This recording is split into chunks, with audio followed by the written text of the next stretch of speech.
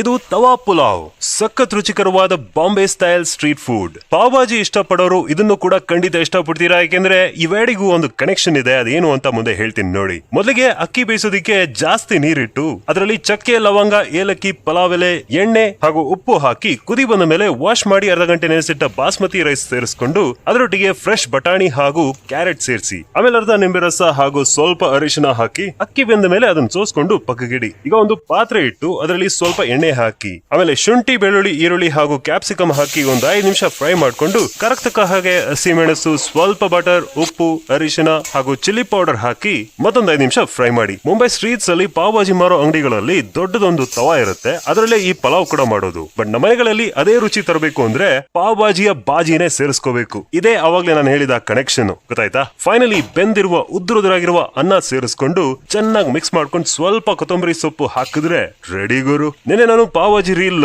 Share ಮಾಡಿದ್ದೆ, so ಅದಕ್ಕಾಗಿ ಇವತ್ತು ಈ ತವಾ ಪಲಾವ್ ಹಾಕ್ತಿದ್ದೀನಿ ನೋಡಿ. ಇದರಲ್ಲಿ ಪಾವ್ ಭಾಜಿಯ ಮಸಾಲಾ ಪುಡಿ ಹಾಕಿದ್ರು ಕೂಡ ನಿಮಗೆ ಆ ರುಚಿ ಸಿಗುತ್ತೆ. ಬಟ್ ಆ ಪರ್ಫೆಕ್ಟ್ ಟೇಸ್ಟ್ ಬರಬೇಕು ಅಂದ್ರೆ ಬಾಜಿನ ಸೇರಿಸಬೇಕು. ಸೊ ನಿಮಗೆ ಪಾವ್ ಭಾಜಿ ಹೇಗ್ ಮಾಡೋದು ಅಂತ ಗೊತ್ತಿಲ್ಲ ಅಂದ್ರೆ ನನ್ನ ಪ್ರೊಫೈಲ್ ಹೋಗ್ಬಿಟ್ಟು ಈ ವಿಡಿಯೋದ ಹಿಂದಿರುವ ವಿಡಿಯೋ ನೋಡಿ. Thank you.